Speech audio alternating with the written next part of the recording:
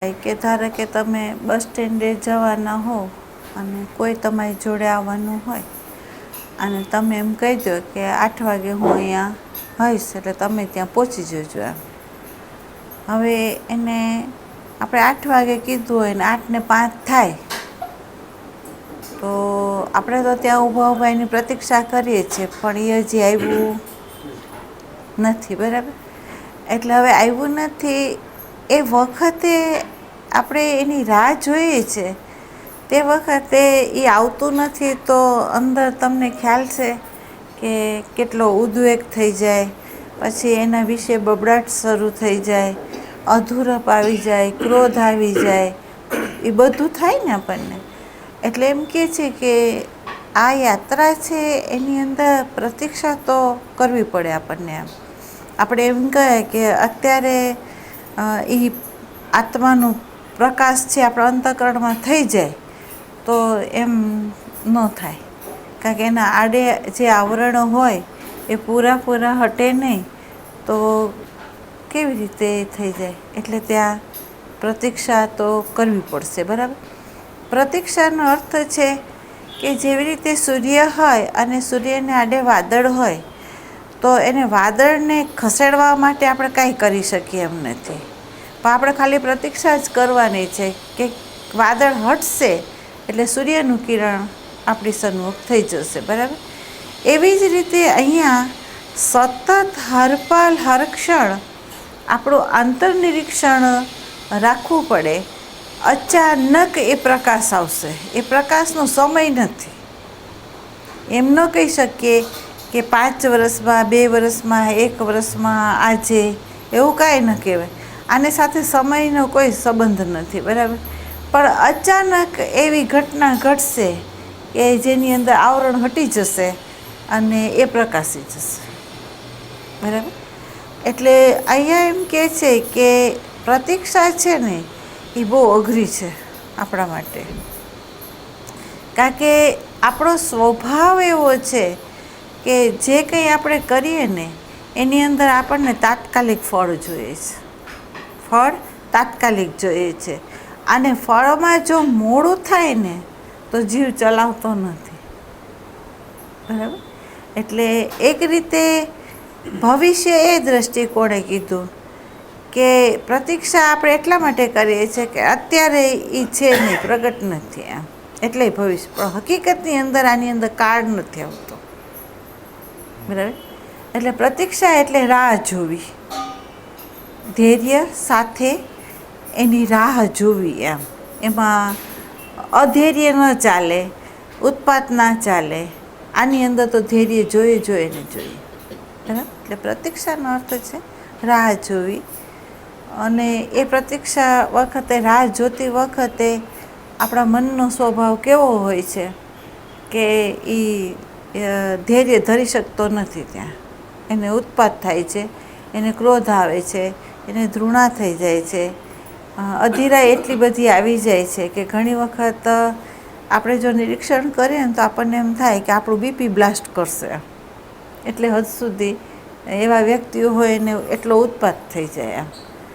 એટલે અહીંયા પ્રતીક્ષાનો અર્થ છે રાહ જોવી અને ધૈર્ય સાથે જોવી એમ. અહીંયા અધૈર્ય ચાલશે નહીં, એટલે ધૈર્ય ગુણ જોઈએ છે આની અંદર. બરાબર, બીજું ન સમજાયું હોય તો કહો.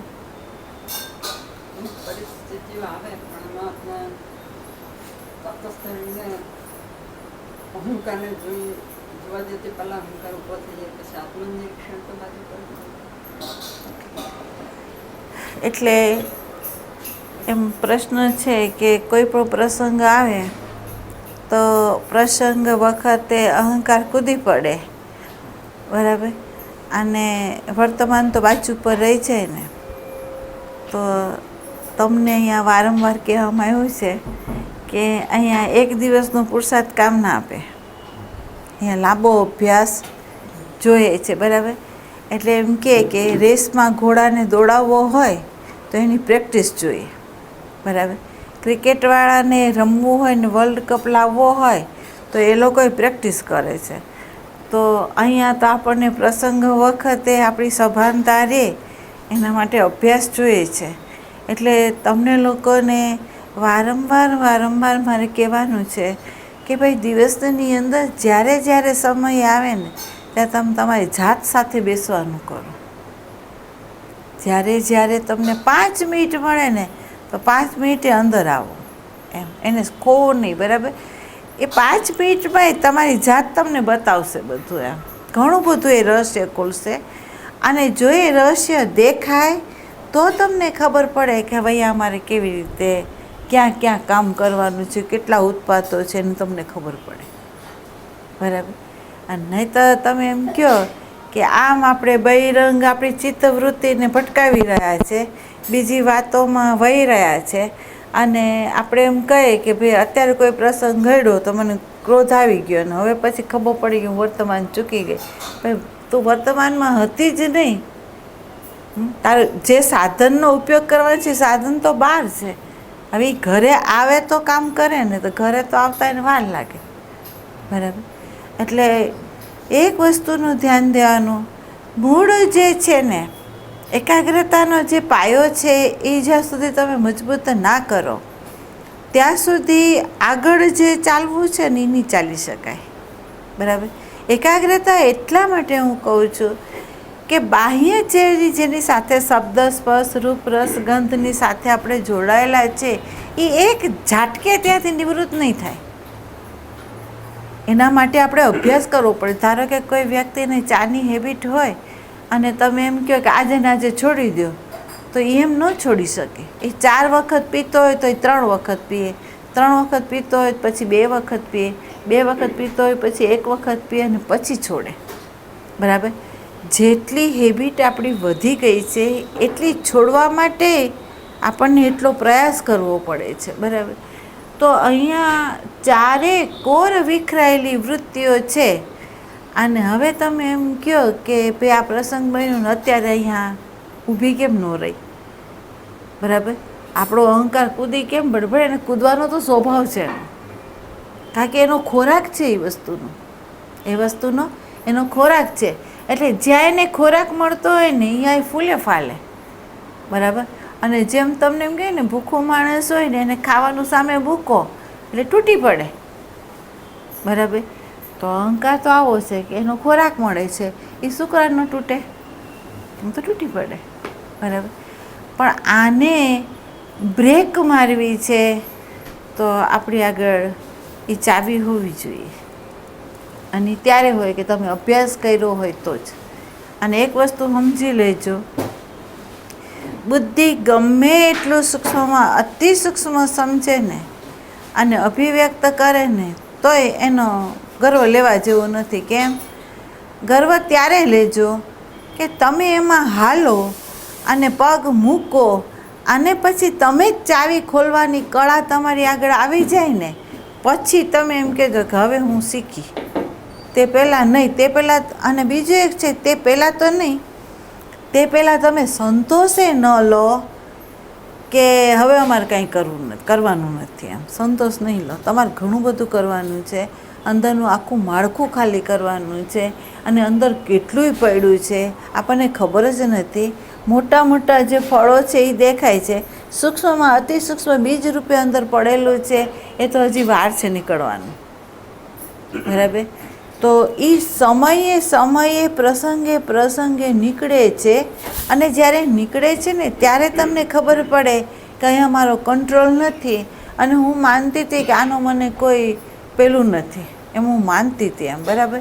પણ હકીકતમાં હું ચૂકી જાઉં છું એ તમને ખબર પડવી જોઈએ, બરાબર. અને એક વખત ચૂકતા હોય તો બીજી વખત સભાન થાવ એમાં, અને સભાન ના થાવ તો પછી આની અંદર તમે કામ ન કરી શકો, એમ.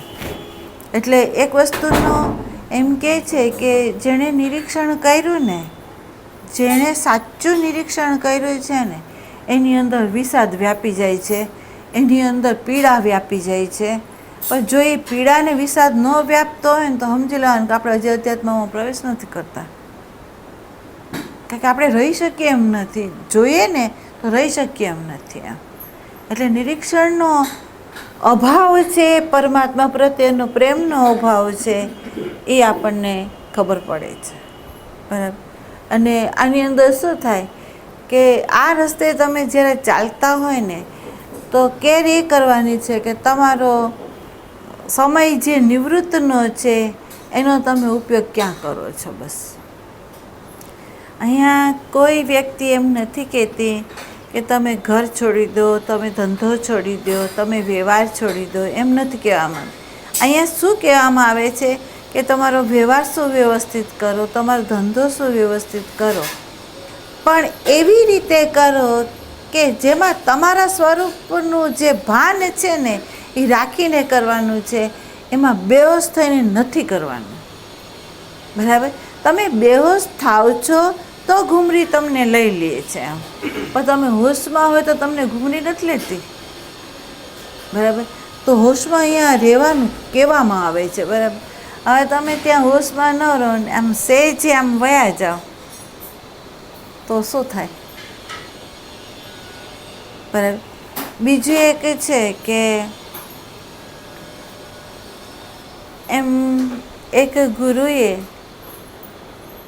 એના શિષ્યને એમ કહ્યું કે તારે જો મારો શિષ્ય થવું હોય તો મારી એક શરત છે, આ આશ્રમમાં તો જ તને રહેવા મળે, કે મારી જો શરત તું પાળ ને તો. એણે કીધું કે બોલો આપની શું શરત છે? તો કે જો તારે દરેક કામ જે કરે આશ્રમનું એની અંદર તારે જાગૃતિ રાખવાની છે, તારે ઊંઘવાનું નથી. જો તું ઊંઘીશ તો આ તલવાર છે ને એ અત્યારે હું લાકડાની રાખું છું, પછી હું રિયલ રાખીશ. બરાબર? તો આ ડોક ઉપર તને મારવામાં આવશે, એને એમ કહેવામાં આવ્યું. બરાબર? શરૂઆતની અંદર એ જેવો બેહોશ થાય એટલે ગુરુ એની ઉપર મારે, ના ગળા ઉપર મારે લાકડાની તલવાર. બરાબર? અમુક સમય ગયો પછી એણે એવું કીધું કે હવે હું રિયલ રાખું છું, ધ્યાન દેજે. બરાબર? હવે વિચાર કરો કે આ ગુરુએ લાકડાની તલવારમાં મારી દયા નથી ખાધી, મને મારી જ છે. હું જ્યાં જ્યાં મારું બેહોશી આવતી હતી અહીંયા મને મારતો ગયો, તો હવે આ રિયલ આવે છે એ મારશે આ તો, કારણ કે એણે દયા નથી ખાધી. બરાબર? તો એ રાતના ઊંઘમાં આવવાનો હોય ને તોય ગુરુ એને આંટા મારીને જોઈ લે એમ કે બેહોશમાં ઊંઘતો નથી ને એમ. એટલે આની ઊંઘમાં જાગૃતિ શરૂ થઈ. બરાબર? અને એટલો જાગ્રત થઈને કાર્ય કરતો થયો તો એને જાગ્રત અવસ્થામાં તો જાગૃતિ આવી, પણ સ્વપ્નમાંય આવી, સુષુપ્તિમાં આવી. અને જ્યારે એની સુષુપ્તિમાં જાગૃતિ આવે ને ત્યારે એના ગુરુએ કીધું કે હવે તું જ ગુરુ થઈ ગયો છે, હવે તું જા અહીંથી, હવે તારે આશ્રમમાં રહેવાની જરૂર નથી. એટલે પહેલાં એ તો બિસ્તરો બાંધ્યો. રાતના એને વિચાર આવ્યો કે જે ગુરુએ આ દિગંબર તલવાર મારી ઉપર રાખી હતી, જોઉં તો ખરા કે મારો ગુરુ ઊંઘમાં જાગે છે કે નહીં. જો બુદ્ધિ એને શું થયું કે લાવ તો હું તો જોઉં કે મારા ગુરુએ મારી સામે તો આ દિગંબર તલવાર રાખી, પણ અત્યારે એ ઊંઘે છે તો એ જાગે છે કે નહીં એ જોવું એમ. એટલે તલવાર લઈને એ ગયો ત્યાં. જેવો તલવાર લઈને એને રૂમમાં પ્રવેશ કર્યો ને, અને એ ગુરુ બેઠા થઈને કીધું જાગતો જ જગાડી શકે, સૂતો નહીં, કે તું જે લઈને વિચાર આવ્યો છે ને એ અહીંથી પાછો થા. બરાબર? ખરેખર આવા ગુરુઓ એમ તલવાર રાખીને આપણી માથે બેસે ને તો જ ખબર પડે આપણને, નહીં તો આપણને ન ખબર પડે. જેને ગુરુએ વ્યવહાર સાથે શીખવાડ્યું છે એ ગુરુ એના બાળકોને જે ટ્રેનિંગ આપ્યું હોય ને એના બાળકો જ જાગી શકે, બીજા ન જાગી શકે. એવા ગુરુઓ લાખો કરોડો શિષ્ય ન બનાવતા હોય, એની આગળ તો ગયણા ગાંઠા હોય, એની ચર્મચક્ષુએથી એણે જોયું હોય કે કોણ જાગવાનું છે, એવા પાત્રોને એણે ચૂન્યા હોય અને એના માટે એની મહેનત કરી હોય ને એને લાકડીએ લીધા હોય એણે. બરાબર? અને એ આટલી ભૂલ પણ એ ચલાવે નહીં. ગુરુ કેવો હોય, આટલી ભૂલ ન ચલાવે. બીજું એ કે છે કે જુઓ, ગુરુ અધ્યાત્મની દૃષ્ટિકોણ આપણને આપે છે, પણ એમ કે છે કે એવો ગુરુ મુક્ત હોય ને એ વ્યવહારની દૃષ્ટિકોણની અંદર એટલો જ સજાગ હોય. જે ગુરુ અધ્યાત્મની દૃષ્ટિકોણ આપે છે ને એ જ ગુરુ વ્યવહારિક દૃષ્ટિકોણ એટલો જ જાગ્રત હોય, તો એની બધી બાજુ નજર હોય અને એની મર્યાદાનું એને ભાન હોય, અને ચૂકતું હોય ને તો એને એવી ઇજ્જત નથી રાખી કે એને એકાંતમાં લઈ જઈએ ને પછી આપણે એને કહીએ. એને બધાની વચ્ચે એને નામ સાથે કહેવામાં આવે કે આમ કરો, આ ભૂલ કરો છો એ કબૂલ નહીં કરવામાં આવે. એટલે બધાની વચ્ચે કે એટલે એ બાળકને આગળ કેવો લાગે, એની ઇમેજ ઉપર ઘા થઈ જાય. બરાબર. અને આપણને રીસર લાગે કે આપણે તો અહીંયા બરાબર હતા ને બાપુને આમાં શું એમ. ધારો કે માથે ન ઓઢ્યું હોય તો માથે ઓઢવા માટે બોલવું, તો આપણને એમ થાય કે સંતને એ શું, સંતનું તો ધ્યાધ્યાસ હોય નહીં, અને છતાં આપણને માથે ઓઢવાનું કે શું કરવા એમ. તો એની પાછળનું એને ખબર છે, આપણને ખબર નથી. બરાબર. તો આવા ગુરુઓ હોય એ ચલાવી શકે, અને એનાથી જો કોઈ ભાગે નહીં તો એ મુક્તે થઈ જાય, એની ના નથી. બરાબર. એટલે અહીંયા આપણે એ સમજવાનું છે કે સત્સંગ લઈએ છે પણ સત્સંગની સાથે પ્રેક્ટિકલની જરૂર છે. બરાબર. અને પ્રેક્ટિકલની અંદર કંઈ જ કરવાનું નથી. ખારું તમારી જે અંદર ઉઠે છે ને એને તમે સ્વીકારો કે આ ઉઠે જ છે, મને હજુ આની પાર નથી ગયો એમ. બરાબર. એના પ્રમાણિક તો તમે રોજ કે ભાઈ મારી જાત સામે હું આવું છું તો મારી અંદર કામ છે, મારી અંદર ક્રોધ છે, મારી અંદર લોભ છે, બધુંય છે. બરાબર.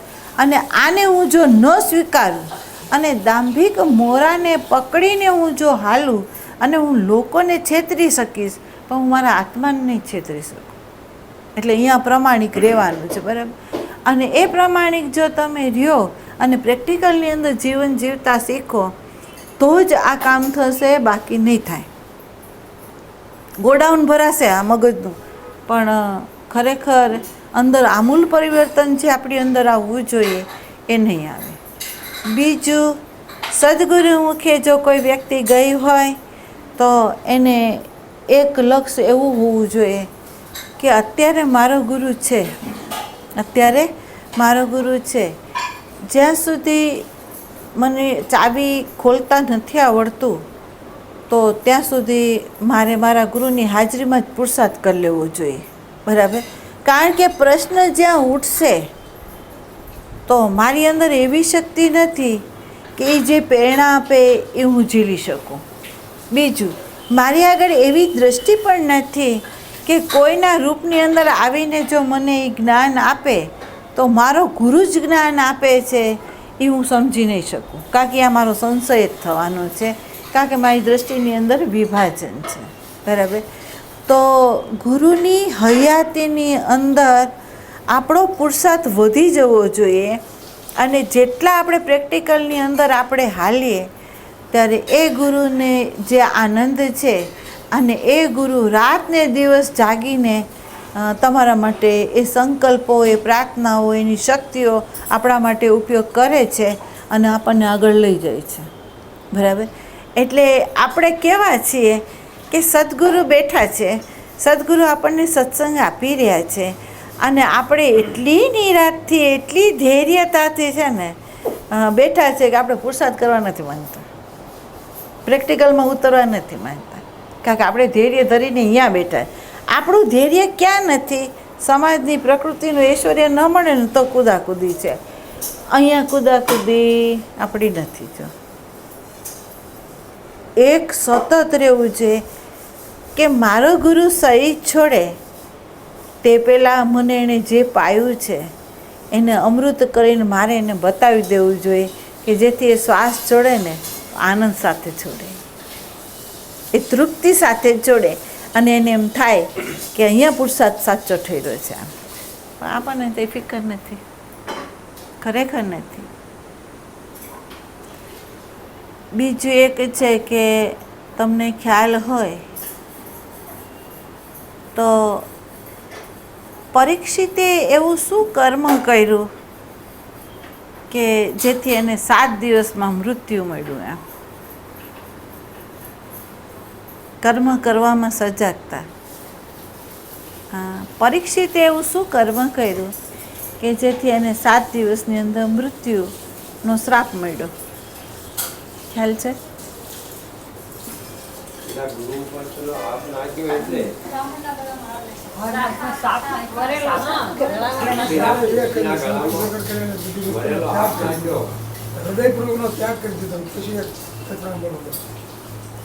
એમ નહીં, એને એવું કયું કર્મ કર્યું કે જેથી એને 7 દિવસની અંદર મૃત્યુ એને મળ્યું? એવા હા, એના પિતાના જે સ્ટોરની અંદર જરાસંઘનો ઓલો સોનાનો મુગુટ પહેર્યો હતો, મુગુટ એને માથા પર મૂક્યો, એટલે મુગુટના વાઇબ્રેશન લીધે એની બુદ્ધિ ભ્રષ્ટ થઈ અને એણે એના ગુરુના પેલા સંતના ગળામાં સાપ નાખ્યો. હવે સમજો, જોજો, આ હું તમને એટલે ચેતવવા માંગુ છું કે પરીક્ષિતે જે કર્મ કર્યું અને એ કર્મની અંદર એને 7 દિવસની અંદર એને મૃત્યુનો શ્રાપ મળ્યો. એમ શ્રાપ ઋષિએ નથી આપ્યો, શ્રાપ ઋષિના પુત્રએ આપ્યો છે. બરાબર? કારણ કે એને એમ થયું કે હળાહળ અપમાન મારા પિતાનું એણે કર્યું છે, એમ એક રાજા થઈને. બરાબર? અહીંયા કહેવામાં આવે છે કે મુગટ શિર ઉપર પહેરો એટલે આ થયું. આપણે શિર ઉપર એ જ મુગટ પહેરો છે, એટલે કયો મુગટ તે કહો? આપણે શિર ઉપર એ જ મુગટ પહેર્યો છે જે સમાજના ઢાંચાનો છે, જે સંપ્રદાયનો છે, જેની અંદર માન્યતા અને જ્ઞાત જે વસ્તુઓ છે એ ઠસોઠસ જે અંદર ભરાયેલી છે અને ભેરવેલી છે, એનું મુગટ તો આપણે પહેર્યું છે. બરાબર? એના સંગમાં લઈને આપણે ચાલીએ છીએ. જોજો, સંઘમાં લઈને ચાલ્યા, સમાજમાં ગયા વાંધો ન આવ્યો, સંપ્રદાયમાં ગયા વાંધો ન આવ્યો, વાંધો એક ઠેકાણે આવે છે. અને ત્યાં કે જ્યારે તમે આ મુગટ પહેરીને જ્યારે ગુરુદ્વારે જાઓ છો ને, તો એ શ્રાપ તો તમને લાગે છે બધાને. આમ સમજજો, હું જે કહેવા માગું છે સાંભળજો. તમને ખ્યાલ હોય તો સૌરાષ્ટ્રની અંદર પ્રકાશાનંદજી કરીને એક સંત થઈ ગયા. એ 2 સંતો નિત્યાનંદ ને પ્રકાશાનંદજી હંમેશા 2 સંતો હારે રહેતા અને પૂરા વૈરાગી એટલે વૈરાગી. એને એવું હતું કે એની મસ્તી મારીએ, એ સામેથી ક્યાંય જાય નહીં, પણ કોઈ વ્યક્તિ સંસારે એની સામે આવે ને અને સંસારની વાત થાય ને એટલે એ જેવી જાય ને એટલે 3 દિવસ આ ઉપવાસ કરે. સંતો શું કરે? 3 દિવસ ઉપવાસ કરે. આમ અને ઉપવાસ કરીને એ રહે. પણ સંસારીને ખબર ન પડી કે આપણે ત્યાં જઈને એ સંતને 3 દિવસના ઉપવાસનું કષ્ટ કેમ આપ્યું. જોજો, આ બહુ સમજજો વિચારને. કહેવાનો ભાવાર્થ એવો છે કે એવો કયો સર્પ એને સંતને પહેરાવ્યો? એમ તો સંસાર જે છે, સંસારની જે ધારાઓ છે અને એ વિચારની ધારાઓ લઈને જ્યારે તમે સંતની ઉપર આરોપિત કરો છો, એ મૃત પાય છે સંસારની અંદર કોઈ વસ્તુ જીવંત નથી, વ્યર્થ છે, બરાબર. અને એની આગળ જઈને તમે એને પહેરાવો છો, આ વસ્તુ એની ઉપર નાખો છો, અને એ કચરો નાખીને તમે બહાર જ્યારે નીકળો છો તો દુઃખી સંત નથી થતો, દુઃખી સંત નથી થતો, કારણ કે સંત તો એની સ્થિતિમાં છે આમ, પણ એની આજુબાજુવાળા દુઃખી થઈ જાય છે અને શું કહે છે કે આ સંતની એને વેલ્યુ શું આંકી, આ સંતની એણે વેલ્યુ શું આંકી. અહીંયા ગયા તમને એક ક્ષણ સમય મળે છે, તમારી આગળ સમય કેટલો છે, એક ક્ષણનો, બરાબર. એક ક્ષણના સંતના સાનિધ્યમાં જઈને આપણે લેવાનું શું છે,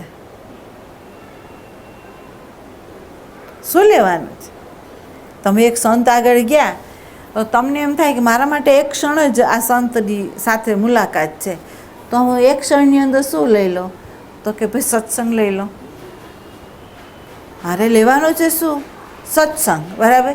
હવે હું સત્સંગ લઈ લઉં, મારે એ પૂછવાનું છે કે ભાઈ મારે પરિધિમાંથી મુક્ત થવું છે, તો હું શું કરું કે જેમાં આમાંથી મુક્ત થઈ જાઉં એમ, બરાબર. તો આપણે શું કરીએ છીએ, આપણે શું કરીએ છીએ.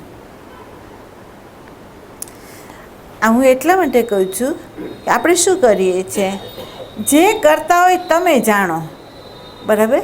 તમારી અંદર હું એ પ્રકાશ ફેંકું છું કે સંત સાનિધ્ય મળે, સંતનો સંગ મળે, એ વખતે આપણે કરવું શું જોઈએ, આપણે કઈ ધરોહર લઈને જવું પડે, શું માંગવું જોઈએ, શું કરવું જોઈએ, એની કેર કરવી પડે આપણને. બીજું, તમે કોઈ સંતને ઘૂઘવતો જોયો છે, ધારો કે આ બધા સાથે સંપૂર્ણાનંદજીની જોડે રહ્યા છે, તમે સંપૂર્ણાનંદજીને ઘૂઘવતા જોયા છે કોઈ દી, ક્યારે? જ્યારે બાળકનું હાઈટ થતું હોય કે કંઈ ભૂલ કરતો હોય તે ટાઈમ. ઘૂઘવતાનો અર્થ હું એમ કહું છું કે સાગર કેમ ઉછળે એમ, મોજમાં આવી જાય, આ મોજમાં આવી જાય, ત્યારે એ તમે જોયો જ કોઈ દી સંતને?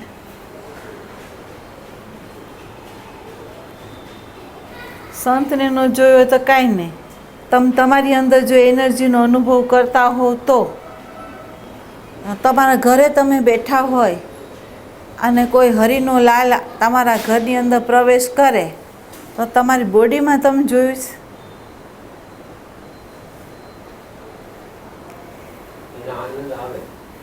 એનો આનંદ આવે. એ એવો સાધક હોય જે હાલતો હોય અને એને એ જોવે સંત એટલે ખુશ થઈ જાય, બરાબર. અને એ બોલવાનું શરૂ કરી દે આપણા માટે, અને એને ઘૂઘવતો તમે રીસર્ચ જુઓ કે એની અંદર આનંદનો ઉછાળો હોય અને એ ઉછાળાની સાથે આપણી જોડે વ્યવહાર એ કરે. પણ એનો આનંદ શું છે, આપણે હાલીએ છીએ એનો આનંદ છે. પણ જો કોઈ વ્યક્તિ હાલતી ન હોય ને અને નિષ્ક્રિય હોય, એ જે કહે છે એનું એ સ્વીકારતા ન હોય ને, તો એને જોવે ને તો સંત સામાન્ય જ થઈ જાય, એને કોઈ બોલવાનો વિચાર ના રહે. જોજો, સંતનું નિરીક્ષણ જેણે કર્યું છે એને ખબર છે કે સંતને ગમે છે શું. સંતનું નિરીક્ષણ કર્યું હોય તો એને ખબર પડે કે સંતને ગમે છે શું. તો કે પોતાના સાનિધ્યમાં આવતા જેણે અંતરયાત્રા વધારી દીધી તો એને ધક્કો મારવા માટે તત્પર છે. અને એટલે હદ સુધી કહું છું, આ શરીરનો અનુભવ છે કે સંત લાંબા કાળે દૂર બેઠો હોય ને તોય જે હાલતો હોય ને એના માટે એની યાત્રા અવરનવર આ બાજુ કર્યા કરે, અને આપણી આગળ આવીને એ એક દિવસ 2 દિવસ આવીને આપણને બીજો આગળનો ધક્કો મારીને વયો જાય, બરાબર. એ ત્યાં ઠરી ન શકે, એ આપણને અંદર આવીને આપણને કહી દે કે કેમ છો, કેટલેક છે, શું છે, અને આપણને કહી દે અહીંથી આમ હાલો, અહીંથી આમ હાલો. તો વિચાર કરો, જે હાલે છે એના માટે ગુરુ સૂઈ નથી શકતા. એને તત્પરતા છે અને ધક્કો મારે છે. બીજું, લાખો શિષ્ય હોય એની અંદર જે હાલનારો હોય ને એને ગુરુ તત્પર થઈને એને હલાવવા માટે છે ને એને જે કરવું ઘટે ને બધાય પુરુષાર્થ કરી લે. એને હલાવવા માટે જે પુરુષાર્થ કરવો હોય ને એ બધો કરી લે. એને બધી સામગ્રીઓ અપાવી દે કે જેથી એ હાલ્યો જાય અને એની હાજરીમાં જ એ દીપ જલાવી દે. તો વિચારે કર્યો એમ કહેવામાં આવે છે કે શિષ્ય હોય એ ગુરુને સ્મરણ કરે ને એની મહત્તા નથી, પણ ગુરુ શિષ્યનું સ્મરણ કરે ને તો એની બહુ મહત્તા છે. ગુરુએ જ્યારે શિષ્યને વારંવાર એની યાદીમાં એને લઈ લે ને તો સમજી લેવાનું એ શિષ્ય સાચો છે, કારણ કે ગુરુ એનું વિસ્મરણ નથી કરી શકતો. તો આપણે એવા પાત્ર બનવું છે, બરાબર. તો એવા પાત્ર આપણે ક્યારે બનીએ કે એ જે કહે છે, એણે જે દૃષ્ટિ આપી છે એ પ્રમાણે આપણે પુરુષાર્થ કરીએ તો, બરાબર. તો અહીંયા આપણે ધ્યાન દેવાનું છે. બીજું એક છે, એક ધ્યાન દેજો કે દ્રષ્ટાંત હું એટલા માટે આપું કે તમને સરળ પડી જાય, બરાબર. તમને ખ્યાલ હોય 11 વર્ષની સબરી ભીલની જાતિ અને માતંગ ઋષિએ એને દીક્ષિત કરીને એમ કીધું કે તું મંત્ર આ જપ અને તું જપીશ તો તારા આંગણામાં રામ પધારશે, બરાબર. એને શું કીધું? તું જપીશ તો તારા આંગણામાં રામ પધારશે, બરાબર. હર પલ હર ક્ષણ એ મંત્ર જપતા એની અંદર એક જ રટણ હતું કે મારા આંગણામાં રામ પધારશે, બરાબર. એના માટે ભૂત અને ભવિષ્યનું થયું. જોજો એને ગુરુની અંદર કેવી શ્રદ્ધા હશે, એની અંદર કેવું ધૈર્ય હશે અને કયા ધૈર્યના આધાર ઉપર એણે પ્રતીક્ષા કરી રામની કે એના મૃત્યુ નજીક આવી ગયું હતું તો એનું ધૈર્ય ખૂટ્યું નથી, એની શ્રદ્ધા તૂટી નથી. એની ગુરુ ઉપર એટલી ને એટલી શ્રદ્ધા સાથે બેઠી છે, બરાબર. અહીંયા કહે છે કે જેની ગુરુ ઉપર શ્રદ્ધા છે, જેને પોતાના પુરુષાર્થ ઉપર શ્રદ્ધા છે તો એની અંદર ધૈર્ય ખૂટે નહીં, બરાબર. એને એટલી ધૈર્ય હોય કે આજે નહીં તો કાલે, આજે નહીં તો કાલે આ આવરણો છૂટવાના જ છે અને મારી અંદર મારો આત્મારૂપી જે ગુરુ છે એ પ્રગટ થવાનો છે ને થવાનો, બરાબર. તો એવી પ્રતીક્ષા કરી કોણે? તો કે સબરી, બરાબર. તો આપણી અંદર તમને ખબર હોય તો આ ભારતની અંદર એવા કંઈક ભક્તો છે કે જેણે કઈ રીતે ગુરુની અંદર શ્રદ્ધા રાખીને પ્રતીક્ષા કરીને પરમાત્માને મેળવાય છે, બરાબર. તો આપણે મેળવી શકીએ એમાં છીએ, પણ શેમાં? ગુરુ વચનમાં જેને શ્રદ્ધા હોય અને ધૈર્ય અંતઃકરણની અંદર જેનો ગુણ પ્રગટ થયો હોય એ પ્રતીક્ષા કરી શકે, બીજો ન કરી શકે, બરાબર. તો આપણે એ ગુરુ શ્રદ્ધાથી આપણે હાલવાનું છે, બરાબર. એની અંદર પ્રેક્ટિકલમાં આપણે ઉતરવાનું છે. જો આપણે પ્રેક્ટિકલમાં નહીં ઉતરી શકીએ ને તો સમજી લેવાનું કે તમે ભલે એમ કહો છો કે હું જઈશ, પણ વર્તમાન બતાવે છે કે તમે જશો કે નહીં. વર્તમાન એનું પ્રમાણ બનશે. અત્યારે જો તમારો પુરુષાર્થ ચાલુ હોય તો તમે જશો અને અત્યારે જો તમારો પુરુષાર્થ નિષ્ક્રિય હોય તો તમે નહીં જઈ શકો, બરાબર. એટલે તમે તમારા અંતઃકરણના તમે પ્રમાણે છો.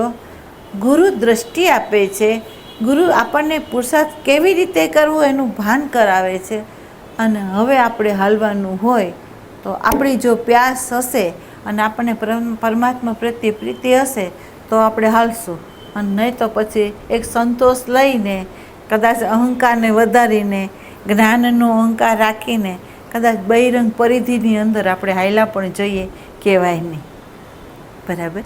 એટલે આની અંદર સજાગ રહેવાનું છે. બીજું એક છે કે મને માફ કરજો, જ્યારે કોઈ વ્યક્તિ પ્રેમ કરતી હોય ને તો એનો પ્રેમ એવો હોય કે તમને ખ્યાલ નહીં હોય. એક રાગ હોય, કોઈ બાળક પ્રત્યે આપણને રાગ હોય અને એ બાળક કંઈ પણ કરે ને તો માતા પિતા બ્લાસ્ટ કરે એની પર. કારણ કે એનો એટલો રાગ છે ને કે બાળક સહેજ પણ આઘું પાછું થાય તો પણ કબૂલ ન કરે. એને જે બાળકને લક્ષ્ય આપ્યું છે એ લક્ષ્ય જો એ ચૂકી જાય તો પણ કબૂલ ન કરે, બરાબર. અને માતા ગુસ્સો કરી જાય, માતા હાથ ઉપાડી દે, પણ એનો અર્થ એવો નથી કે માતાને એના પ્રત્યે રાગ નથી. રાગ છે, પણ એનો અતિ રાગ છે કે બાળકની આટલી નાની જે ભૂલ હોય ને એ સ્વીકારે નહીં, બરાબર. એમ સંતને પ્રેમ હોય, સંતની અંદર એ કરુણા હોય, સંતની અંદર એક દ્રષ્ટિ છે કે જે દ્રષ્ટિના આધાર ઉપર એ જોઈ શકે છે અને જોતાં જોતાં એ જાણી શકે છે. અને જાણી શકે છે એટલે એને એમ થાય છે કે આ મારા સાનિધ્યમાં આવેલા બાળકો છે એ આ ન ચૂકે, બરાબર. આ જો ચૂકી જશે તો આ બાળકોના માટે પરિધિ જ રહી જશે, કેન્દ્ર નહીં આવે, બરાબર. તો તમને ધારો કે કટુ વચન કહેવાય છે આ શરીરથી, તો ઉદ્દેશ એવો નથી મારો કે અહંકારને ચોટ આપવો. ઉદ્દેશ એવું નથી કે તમારી અંદર રહેલો પરમાત્મા જે બેઠો છે એને હર્ટ કરવું, એ મારી અંદર નથી. પણ એક છે વસ્તુ મારી અંદર, અને તે એ છે ચલાવી નથી લેતી હું. આ અવગુણ મારી અંદર છે કે હું ચલાવી નથી શકતી. એટલા માટે નથી ચલાવી શકતી કે જે આ શરીર જે રીતે નીકળ્યું છે એનો ગુરુ એને વારંવાર કહેતો કે આ છેલ્લો જન્મ છે, જો જે દાવ ન ચૂકાય, એમ છેલ્લો જન્મ છે, દાવ ન ચૂકાય.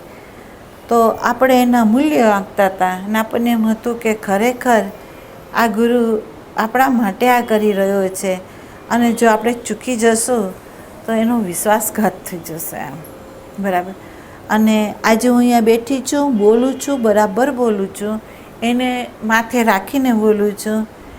અત્યારે મને એમ છે કે જે અવ્યક્તમાં રહેલો મારો ગુરુ છે એને ક્યાંય નિરાશ ન થાય ને એમ મારે હાલવાનું છે, બરાબર. મારી કોઈ પણ એવી ચેષ્ટા ના થાય કે જે ચેષ્ટાના આધારે પીડા થાય, એવું નહીં થવું જોઈએ, બરાબર. એટલે આ વાત જે હું કહું છું એ એટલા માટે કહું છું કે જો સમય મળે તો સંત આગળ જાઓ, અને સંત આગળ જાઓ ને એ વખતે અંદરનો જે ગૂંચવાડો હોય ને એ અધ્યાત્મની અંદર તમે જો હાલતા હો અને તમારો જો સાચો પ્રશ્ન હશે ને તો એ અવશ્ય તમારા માટે સમય આપશે, બરાબર. અને જો સાચો પ્રશ્ન નહીં હોય ને તો તમારા માટે સમય નથી, બરાબર. તો અહીંયા આપણે કેર કરવાની છે કે જે આપણે નથી કહેતા કે જે ગરીબ છોકરું હોય અને એને ભણવાની જિજ્ઞાસા છે, બરાબર. તો રોડ ઉપરની જે લાઇટ હોય એને ખબર પડે કે આટલા વાગે એ લાઇટ થશે અને આટલા વાગે બંધ કરી દેવામાં આવશે, તો એનો જે સમય છે ને એમાં એ વાંચી લે છે, બરાબર. એવી રીતે ગુરુના સમયમાં તમારો સમય કાઢો અને એમાં વાંચી લો. આ તમારે કરવાનું છે, બરાબર.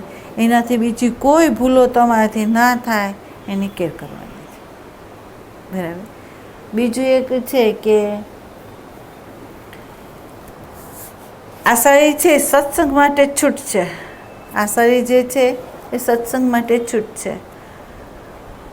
સત્સંગના 2 કલાક તમે લો તો આ શરીર આપવા તૈયાર છે. બીજું એક છે કે સત્સંગની અંદર તમે એકને એક પ્રશ્ન મને 100 દિવસ કરશો ને તો હું 100 દિવસ તમને સત્સંગનો જવાબ આપવા તૈયાર છું.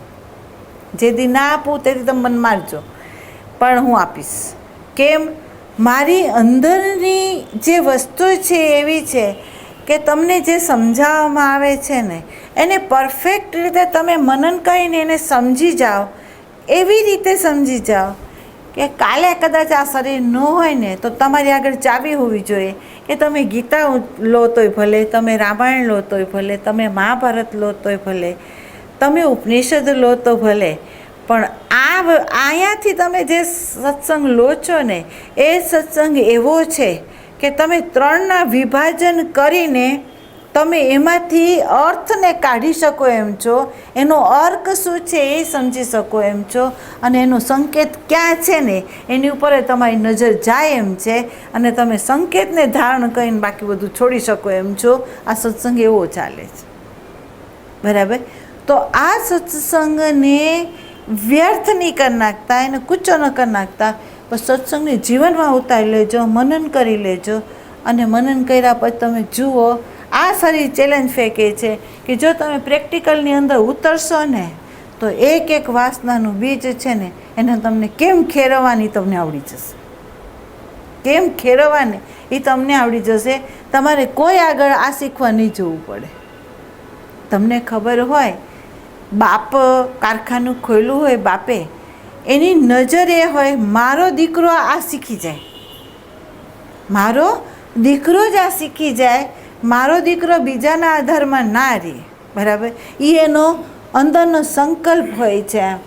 એમ તમે આ સાનિધ્યમાં આવો છો તો મને તમને ખબર નહીં હોય, હું અવ્યક્તની ધરોવરને નીચે ઉતારું છું, એટલા માટે ઉતારું છું કે એ પણ વર્ષાને આશીર્વાદ તમને આપે, સાથે સાથે અહીંથી ગુરુદેવને જે આપવું હોય એ આપે, અને તમને દૃષ્ટિ આપે કે જે દૃષ્ટિ તમે તમારા જીવનમાં ઉતારી લો અને આને સમજી લો, પ્રેક્ટિકલની અંદર જો લઈ લો અને 5 મિનિટ પણ સમય બીજા માટે ન વાપરો અને એનોય તમે સાર્થક કરી લો તો અલ્પ સમયની અંદર તમે એ ધરોવરને મેળવી લો એમ છો.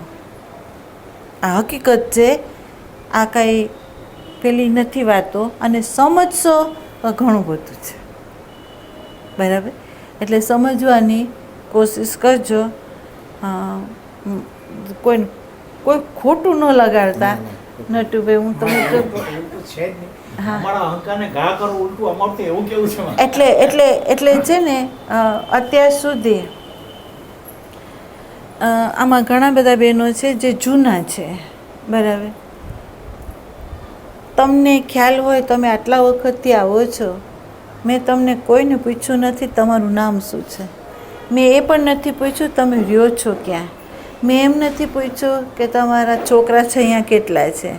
આવો છો, હું તમારી અંદર રહેલા પરમાત્માના દર્શન કરું છું, અને તમે જાઓ છો તો મને એમ થાય છે મેં મારા ગુરુની સેવા કરી, બરાબર. તો એ જે છે એટલા માટે છે. બાકી એક વસ્તુ એવી છે કે પ્રશ્ન કરો, ઘણા જે પ્રશ્નો હોય ને એને કરો. પ્રશ્ન એવી રીતે કરો કે ધારો કે એક પ્રસંગ ઘડાણો મારી અંદર અને મને ક્રોધ આવી ગયો, તો આ ક્રોધ જે મને આવી ગયો એને હું કઈ રીતે જોઉં કે એના મૂળ સાથે હું એને કાઢું, બરાબર. હવે તમે આ પ્રશ્ન કર્યો ને એમાં કોઈ વ્યક્તિનું નામ નથી, સામૂહિક મનના પ્રશ્ન છે, અને આ પ્રશ્નનો જવાબ દેવો હોય ને તો આ શરીર દેશે એને, બરાબર. પણ તમે એમ કહો કે આ વ્યક્તિ આમ કર્યું ને મેં આમ કર્યું, હવે આમાંથી હું શું કરું, તો એ નહીં દઉં, બરાબર. બીજું એક છે કે આપણે સત્સંગની અંદર એરો આમ નથી રાખ્યો, આપણે એરો આમ રાખવાનો છે, આ લખી લો.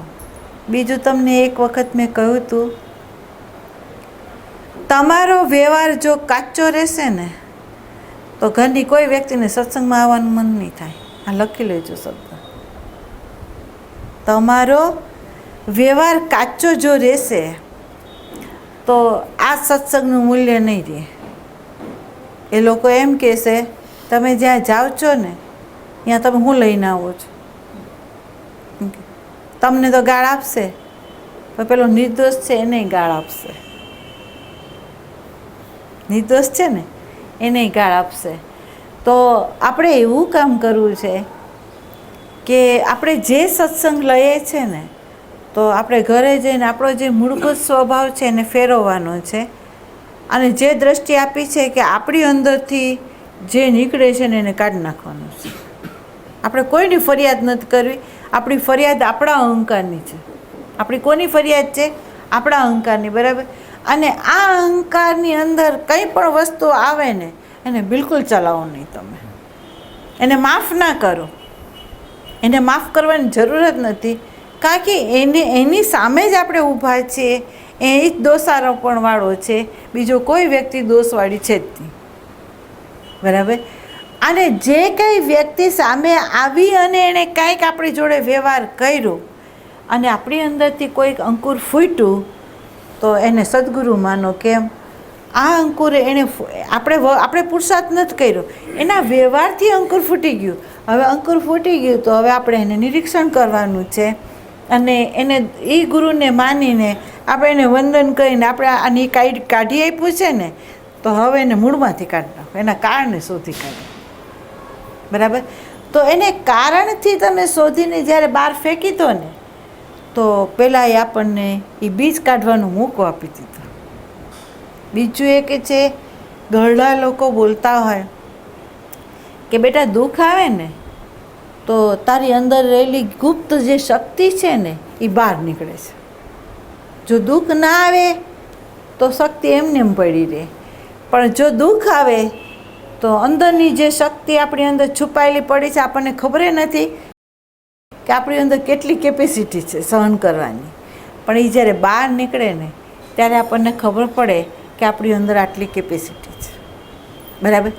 તો સૂતેલી શક્તિને પ્રસંગ આવે ને એ આપણી શક્તિને જગાડે છે, અને જગાડે છે ત્યારે જ આપણને ખબર પડે છે કે આપણે તો આ કરી શકીએ એમ છીએ, બરાબર. એટલે એક પછી એક આ માર્ગે અધ્યાત્મમાં તમે ચાલો ને, તો એક પછી એક તમારા જે બીજ હશે ને એ બાળકના નજીકનું પરિબળ હશે એ જ કઢાવશે. દૂરના તો આપણે ક્યાં સમાજમાં વ્યવહાર કરવા જાય છે, બરાબર. નજીકના હશે એ જ કઢાવશે, અને નજીકનું જે કઢાવે ને તે વખતે ક્રોધ કઢાવે તોય ભલે, લોભ કઢાવે તોય ભલે, એને કઢાવી આપ્યું ને આપણે એની ઉપર કામ કરી લો, બરાબર. અને એનો ધન્યવાદ માનો કે આપણી અંદરથી આ કઢાયું, બરાબર. એટલે તમે કહો છો જેટલા ભક્તો થઈ ગયા, જેટલા સંતો થઈ ગયા, એના ઘરની વ્યક્તિઓએ જ એને ત્રાસ આપ્યો હતો એમ, પણ એ ત્રાસ આપવામાં એક મહાશક્તિ એની નજીક આવીને કાર્ય કર્યા અને ત્યારે એ મહાન થઈ ગયો. પણ આ દુઃખ ન આપ્યું હોત તો, બરાબર, જનાને કોઈ દુઃખ ન આપ્યું હોત તો ભગવાન શ્રી કૃષ્ણ દળનું દળવા આવતે, મીરાને ઝેર ન આપ્યું હોત તો કૃષ્ણ આવતે, નરસૈયાના 52 કામ કરવા માટે ભગવાન આવતે.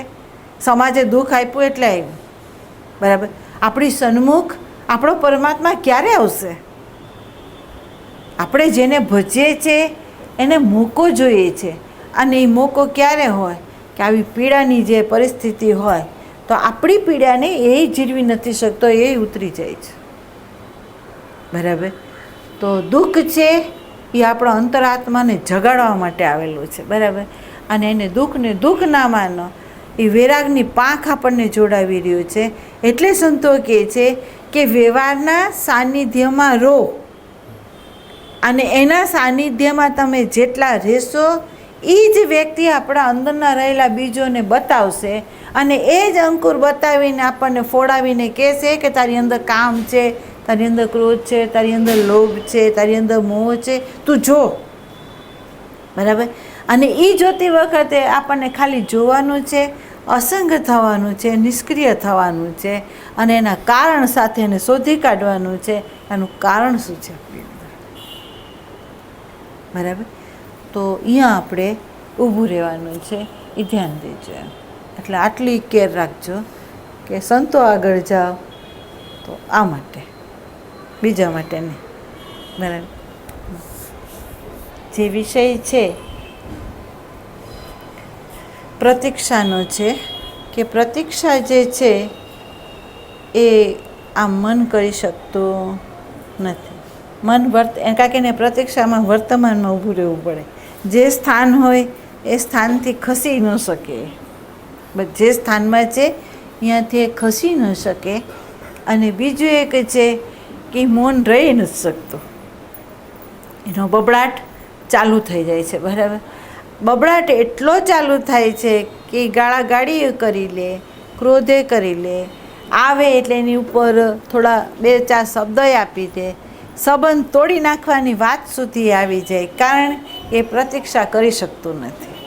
બરાબર, તો ક્યાં છો, કોણ છો, શું કરી રહ્યા છો અને લક્ષ્ય શું છે, તો આપણને ખબર પડી કે સત્સંગ મળ્યો તો હવે આપણે ભૂત અને ભવિષ્યમાં નહીં હોય, વર્તમાનમાં રહેશું. બરાબર, વર્તમાનમાં રહેશું તો ખબર પડશે આપણે કોણ છીએ. જો સત હશું તો વર્તમાન છે, અને જો અહંકાર હશું તો વર્તમાન નથી, તો ભૂતકાળ છે. બરાબર, અને જો સત હશે તો એની જે પ્રવૃત્તિ હશે એ પ્રકાશ સહિત વિવેકપૂર્ણ હશે. અને જો સત નહીં હોય, અહંકાર હશે, તો એની બધી પ્રવૃત્તિ છે એ સમાજના ઢાંચા અનુસાર ભલે વિવેકી લાગે, પણ અધ્યાત્મ દૃષ્ટિકોણે અવિવેકી છે. કેમ? તો એની અંદર હેતુ છે, એની અંદર કોઈ કારણ છે, એની અંદર અહંકાર પોસાય છે, ઇમેજ બધાય છે. અને થાય છે શું? તો પરિધિનું કેન્દ્રમાંથી એ અસંગ થતું એ નથી, મૂળ કેન્દ્રમાં એ આવી શકતું નથી. બરાબર, પરિધિનો અર્થ એવો થાય છે કે જન્મ મરણનો ચક્રાવો. અને જન્મ મરણનો ચક્રાવામાં કોણ ઘૂમી રહ્યું છે? તો આ સ્થૂળ દેહ નહીં, આત્મા નહીં, પણ આપણો સૂક્ષ્મ દેહ ઘૂમી રહ્યો છે. બરાબર, હવે એ સૂક્ષ્મ દેહને પરિધિમાંથી છોડાવીને એને મૂળ કેન્દ્રમાં આપણે લાવવું છે, એને મૂળ સ્વરૂપમાં જવા દેવું છે. તો એ ક્યારે જઈ શકે? આપણે એને મૂળ કેન્દ્રમાં લઈ આવીએ, તો આપણે પોતે મૂળ કેન્દ્રમાં આવીએ તો જ આને અપંચીકૃતની અંદર ભેળવી શકીએ, ને તો ન ભેળવી શકીએ. બરાબર, તમને ખ્યાલ હોય તો ભૂમિતિની અંદર જે વર્તુળ દોડવું હોય તો વચ્ચેનો જે ખીલો છે એ હલતો હોય કે આગો પાછો થઈ જાય તો એ વર્તુળ દોડી શકે નહીં. મેઇન આધાર જે મૂક્યો છે એની ઉપર છે, અને પછી એ વર્તુળ દોડે છે. બરાબર, એમ અહીંયા એમ કહે છે કે જો આ કેન્દ્ર છૂટી જાય તો પરિધિની અંદર સુવ્યવસ્થિત વહી નહીં શકો તમે, અવ્યવસ્થા ઊભી થશે, અરાજકતા આવશે, અને જન્મ મરણના ચક્રાવાની અંદર ઘૂમવાનું આવશે.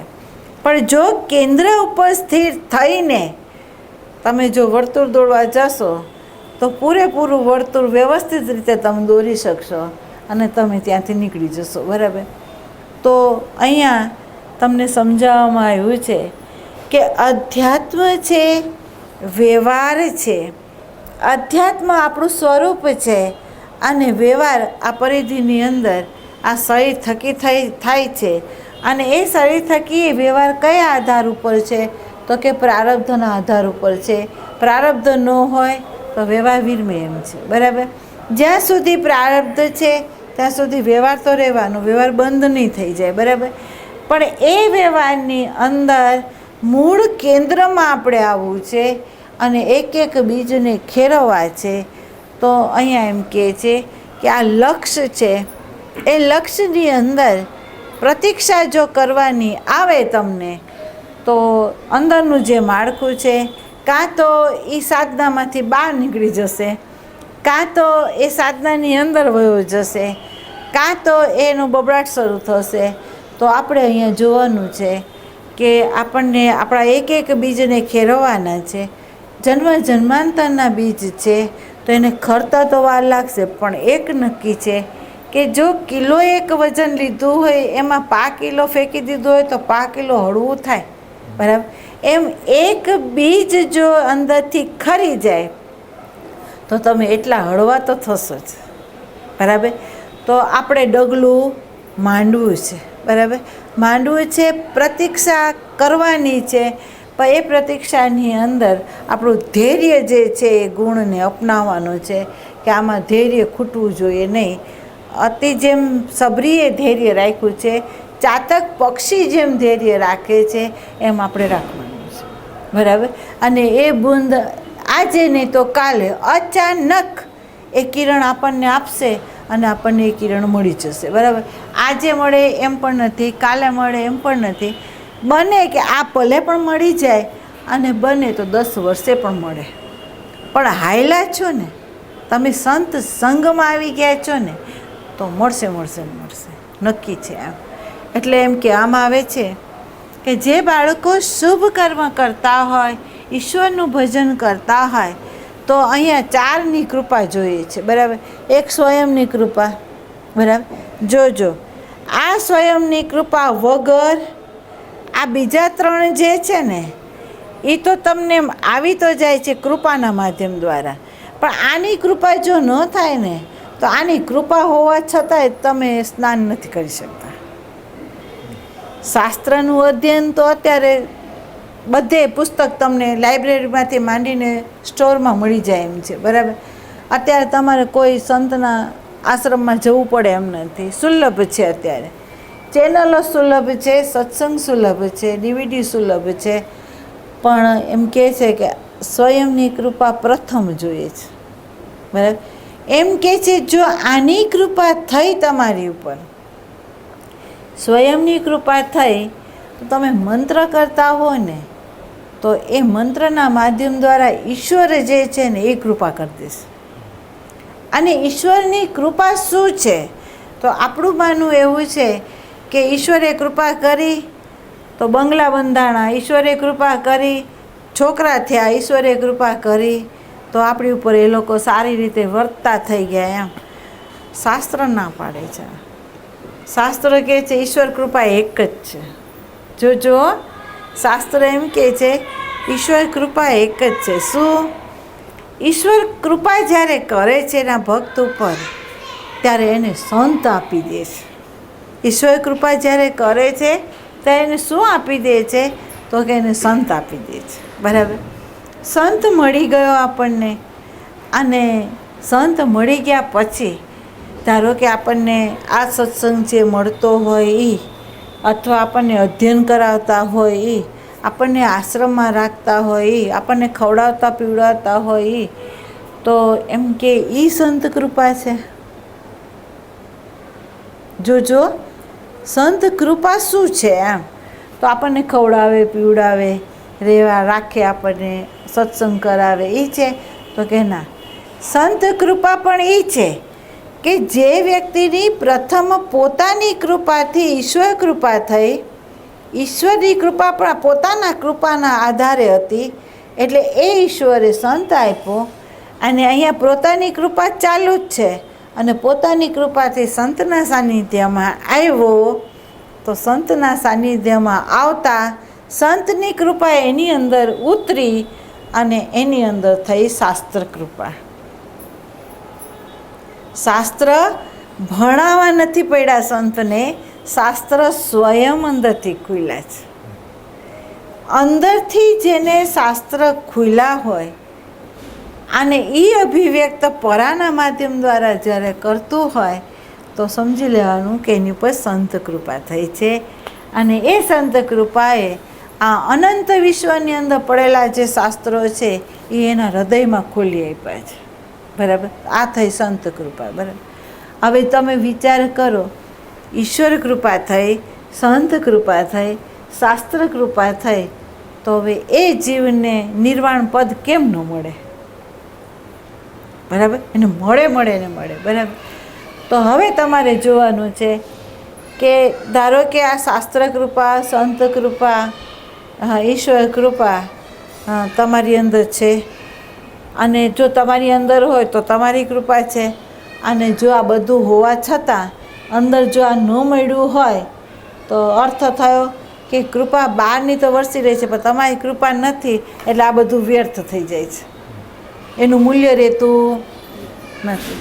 તો હવે અહીંયા આવવાનું છે કે જે ખૂટે છે ને, કડી આપણી અંદર જે ખૂટે છે ને, જો ઈશ્વર કૃપા કરી રહ્યો છે કે આપણને સમષ્ટિની અંદર આપણે જ્યાં જ્યાં અહંકાર વધારીએ છીએ ને, જેનો જેનો અહંકાર રાખીએ છીએ ને, તો ઈશ્વર એ અહંકારને તોડાવે છે.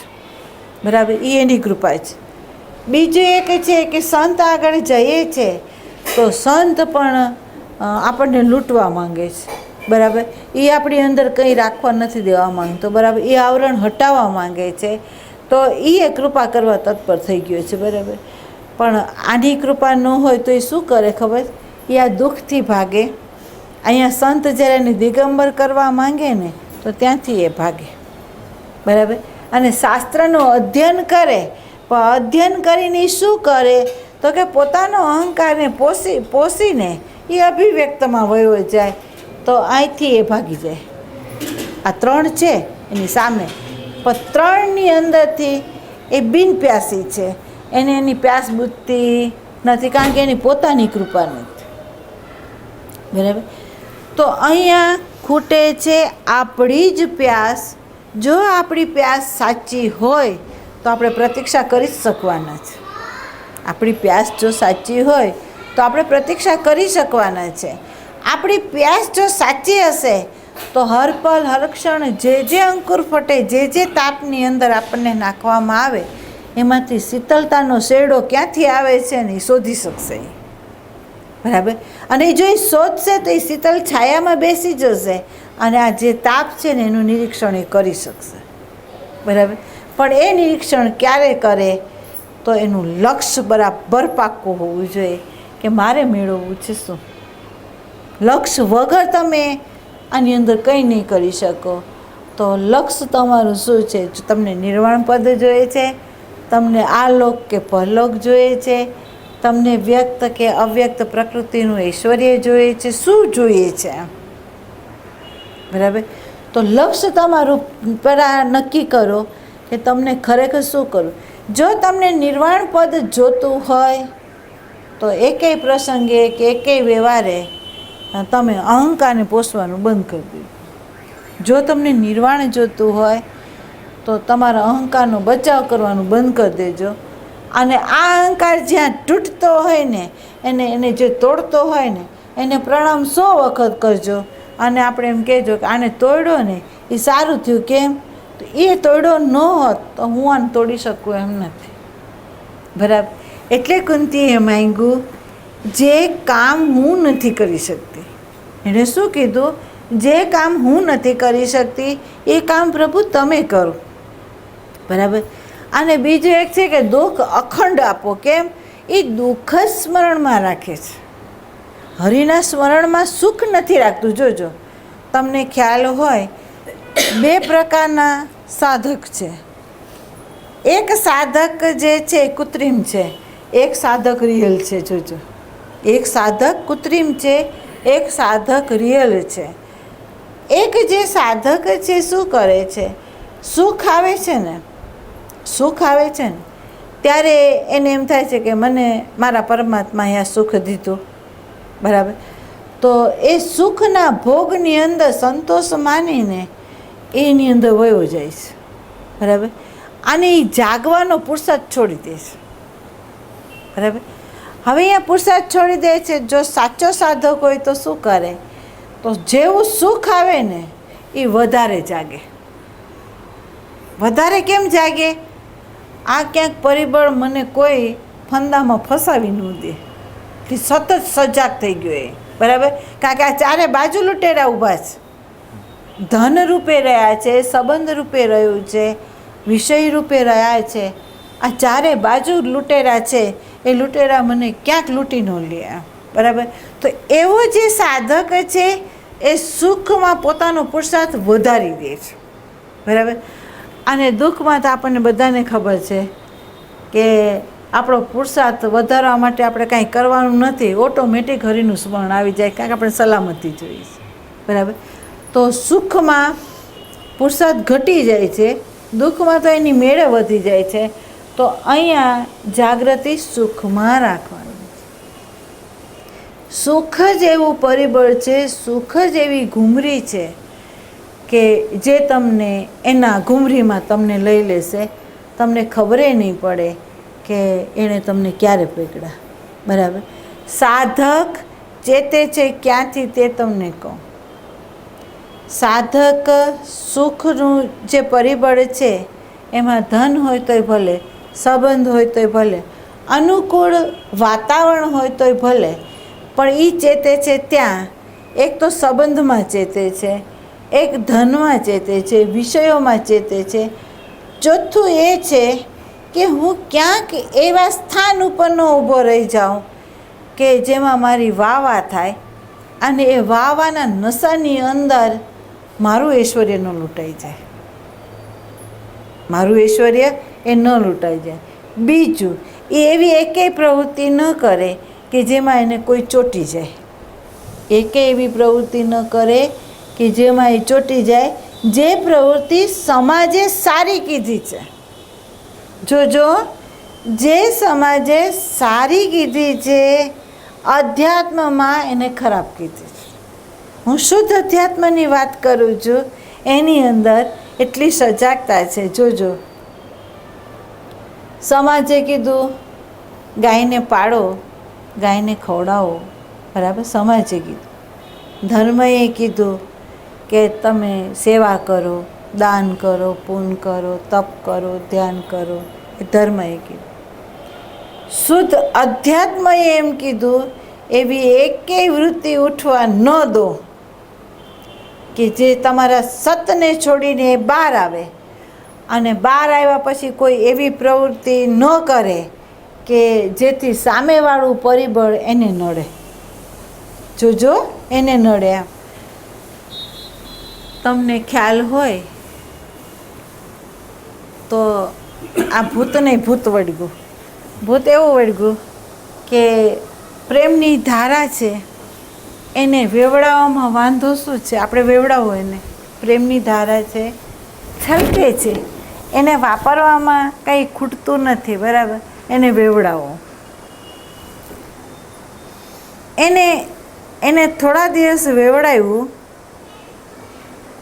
તો એની અંદર એને જોવા મળ્યું. શું જોવા મળ્યું તે કહું. મૌનમાં વેવડાવેલી પ્રેમની ધારા, એ ધારાની અંદર બાળકો, સંબંધીઓ તો ખેંચે છે. આપણે એને બિચારાને નથી ખબર કે અમે કેમ ખેંચાઈએ છીએ, એને નથી ખબર. પણ ધારા અહીંથી વહેતી હતી. એ લોકો આવે, આપણને ચોટે, મૂકે, એટલે હદ સુધી કે અહીંયા જે લોકો હતા એણે તો જોયો છે, એક પોપટ ખેંચાઈને આવેલો આવતો હતો અહીંયા, બરાબર. એવા મેં પશુય જોયા છે. એક પશુય હાયલું આવતું, જેમાં આ બહેનોએ જોયું છે કે બિલાડો હાયલો આવતો હતો, બરાબર. તો એ હાયલો આવે અને આપણા ખોળામાં બેસવા એ માંગે, બરાબર. અને એણે સવારે એ કાયમ આવે કે બારી જે ખુલ્લી હોય એમાં એ ઘૂસે અને અવાજ કરે, અને આપણે એની સામે જઈએ એટલે આપણે એને હરિઓમ બોલીએ ને ત્યારે એ શાંત થાય. અને જ્યાં સુધી હરિઓમ બોલે ને ત્યાં સુધી એ રહે, અને પછી આપણે હરિઓમ બંધ કરી દે ને એટલે ઉડી જાય, બરાબર. એ લગભગ 15-20 દિવસ સુધી આવ્યો. અને એણે કર્યું શું? એ જેવો આવે ને, આપણે ધ્યાનમાં આપણી સ્થિતિમાં બેઠા હોય ને એટલે એ અવાજ કરે, અને અવાજ ત્યાં સુધી કરે કે આપણે એને હરિઓમ ન કહીએ ને ત્યાં સુધી, બરાબર. અને મને થયું કે આ ખોટું છે. કેમ? આપણી વૃત્તિને એ બહાર કઢાવે છે, બરાબર. અને આ વૃત્તિ બહાર નીકળે છે આના માટે, બરાબર. તો એક દિવસ એ ખોળામાં, આ બાજુના રૂમમાં એ ખોળામાં આવ્યું, બેઠું, અને આમ પાછું આમ ગોળ ગોળ ફર્યું. અને મને શું થયું કે પ્રાર્થના થઈ ગઈ. અને મેં કીધું એ આ સાનિધ્યમાં આવ્યું પરમાત્મા, એને આ યોનિથી મુક્ત કરજે અને એને ઉર્ધ્વ ગતિ આપજે, બરાબર. તો પ્રાર્થના તો થઈ ગઈ, બરાબર. અને એ ઉડીને ગયું, એ ગયું, આજની ઘડીને કાલનો દાડો, પણ ધારાને કરી દીધી બંધ. આવો આવો, કારણ કે એમ ના જવા દે. કેમ? તો પરિબળ શું ખેંચાય. જોજો, અસ્તિત્વમાં રહેવું એ ઉત્તમમાં ઉત્તમ, અસ્તિત્વથી બહાર નીકળીને વિશેષ રૂપે રહેવું એ હાનિ છે. એ હાનિ છે. કેમ હાનિ છે?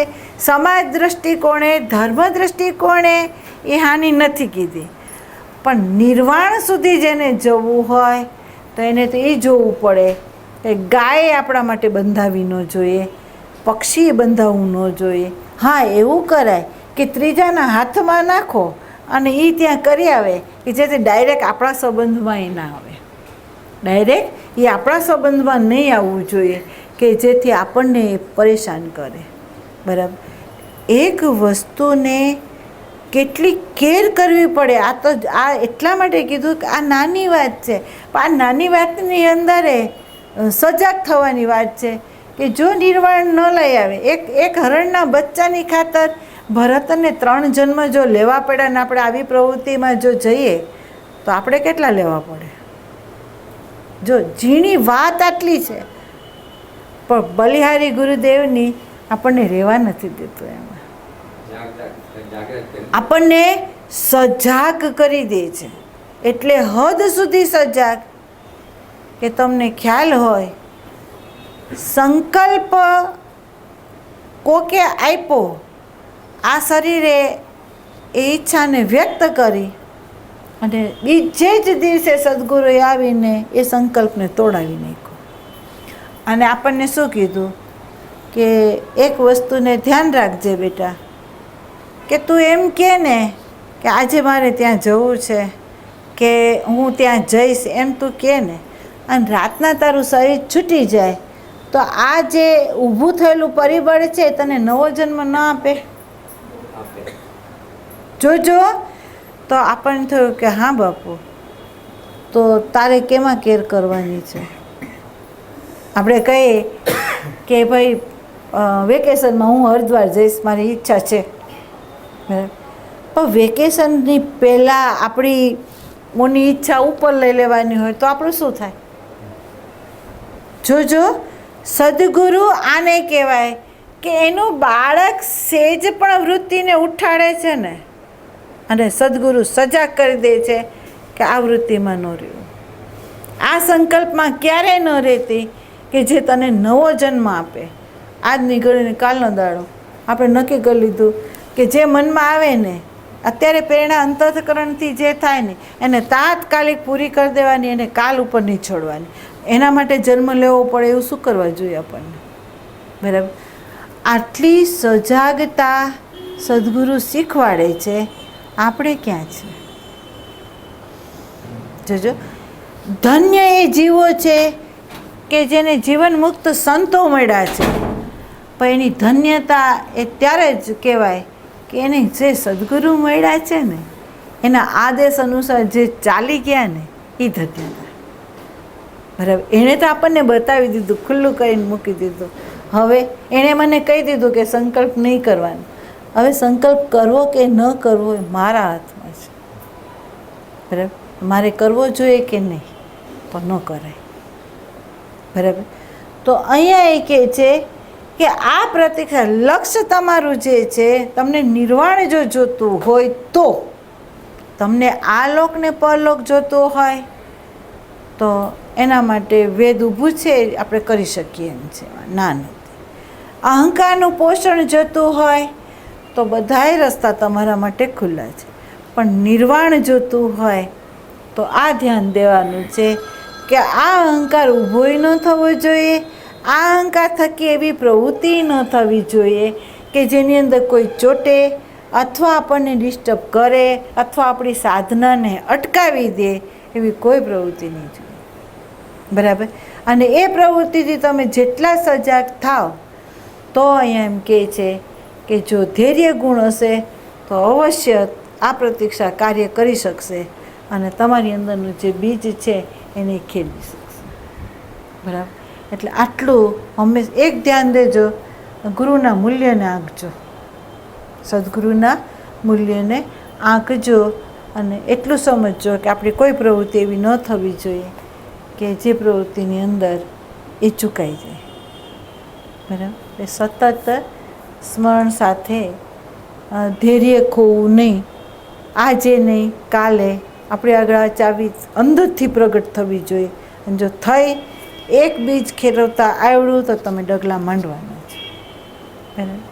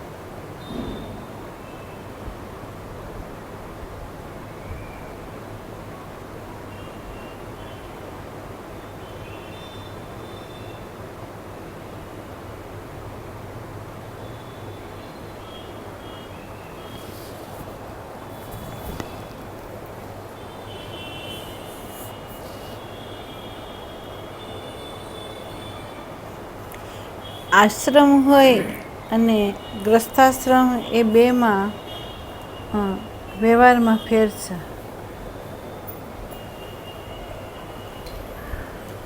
આ એટલા માટે કહું છું કે અત્યારે હું પોતે જાણું છું કે અત્યારે જે તમને સમજાવવામાં આવ્યું છે એની અંદર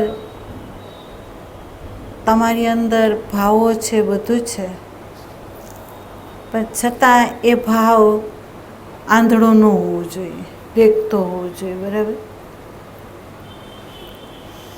આશ્રમ હોય અને ગ્રસ્તાશ્રમ હોય તો એની અંદર આશ્રમની અંદર એવું હોય કે અહીંયા વ્યવહાર બધા લોકો સેવા કરે, બધા લોકો વ્યવહાર કરે, બધા ઓતપ્રોત થાય, બધું થાય. અને એની અંદર લેડીઝ પુરુષોમાં ભેદ ન હોય. બીજું એક છે કે ત્યાં ગમે ત્યારે તમે જાઓ મૂકો તો ચાલે. અહીંયા કંઈ સમયની પાબંદી નથી. અને છતાં અમુક સંતો હોય અહીંયા સમય હોય જ છે. બરાબર.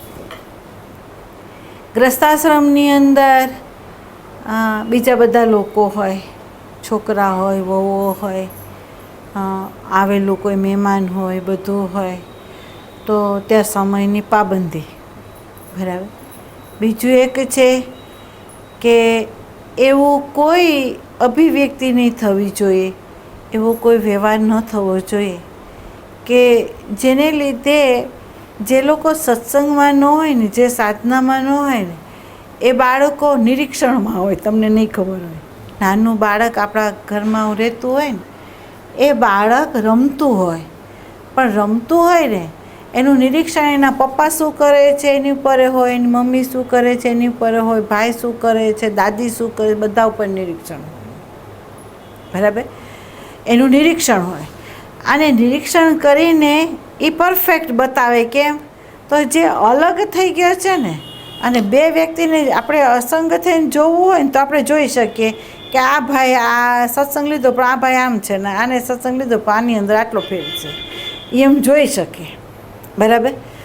એટલે એની અંદર આપણે કેર એ કરવાની આવે કે આપણો વ્યવહાર, આપણી અભિવ્યક્તિ કઈ રીતે કરીએ કે જેથી ઘરના જે બાળકો હોય એની અંદર ખોટી છાપ સત્સંગની ન પડે. ખ્યાલ આવ્યો? એટલે આ શરીરે હંમેશા એ કેર રાખી છે, આ શરીરે એ કેર રાખી છે કે બાળકોને એમ નથી કીધું તમે સત્સંગ કરો, બાળકોને હજી સુધી મેં એમ નથી કીધું કે તમે મંત્ર કરો, બાળકોને એમ નથી કીધું કે આ સંત આપણા આંગણામાં આવ્યા એને પગે પડો, એમ નથી કીધું. બરાબર? આ શરીર કરી રહ્યું છે. તમે સાહેબની જોડે બધા સત્સંગ લો છો એ સાહેબને પૂછી જોજો કે માએ તમને ઠોસીને આમ પકડીને બેસાડ્યા છે સંત આગળ, એમ કીધું સત્સંગ કરો? નથી કીધું. ગુરુ આવે એ બહાર વયા જાય, મેં એમ નથી કીધું કે તમે અહીંયા બેસો, બાપુ આવ્યા ને એ એનો રસ્તો છે, આ મારો રસ્તો છે. બરાબર? તો થોયપું નથી બાળકોમાં, એ થોયપું નથી. બરાબર? પણ થોયપું નથી, પણ વ્યવહાર એ રીતે રાખ્યો છે કે એ જોવે, બસ એ જોવે, એમાંથી એ શીખે. એ જો ભૂલ બતાવે તો આપણે એને કહેવાનું કે આ ભૂલ તે જોઈ, એમાં વાંધો નથી, પણ અધ્યાત્મ અતિ અઘરું છે, આમૂલ પરિવર્તન લાવવું અતિ અઘરું છે. અને એ આપણે એમ કહીએ કે થોડો વખતમાં સત્સંગમાં જતું હોય એ બાળકમાં આમૂલ પરિવર્તન આવી જાય, એમ તાત્કાલિક ના આવે, વાર લાગે. બરાબર? તો સત્સંગ પ્રત્યે નફરતતા ના આવે, સત્સંગની રુચિ થાય એનામાં, એવું આપણે કરવું છે. તો આ એકલું શરીર નહીં, તમારા બધાના વ્યવહારે એને લઈ આવશે, તમારા બધાનો વ્યવહારે એને લઈ આવશે. બરાબર? એટલે આ શું કરવા કહું છું કે ગ્રસ્તાશ્રમમાં જાઓ, ગ્રસ્તાશ્રમનો કોઈ સંત શરીર લઈને બેઠો હોય તો એની અંદર આ વસ્તુની તો કેર રાખવી જ પડશે. બરાબર? તો એની સમયની પાબંદી છે, એને વ્યવહારની પાબંદી છે, એની કેર છે કે કોઈ એવું બીજા સાધકો ન કરી જાય કે જેથી આમાં કંઈક ખૂચી જાય અને કાયમના માટે સત્સંગ છોડી દે, એવું ન થવું જોઈએ. આપણે ઘરે આ કેર કરવાની છે. તમારા બાળકોને કહેવાનું નથી અધ્યાત્મમાં આવો, તમારો વ્યવહાર એવો કરો કે એને અંદરથી એમ થાય આ ક્યાં જાય છે કે જેથી હું જાઉં. તમારા વ્યવહાર ઉપરથી એ આ સત્સંગનો રસ લેવા માંગશે. બરાબર? થોપવું નથી કોઈને.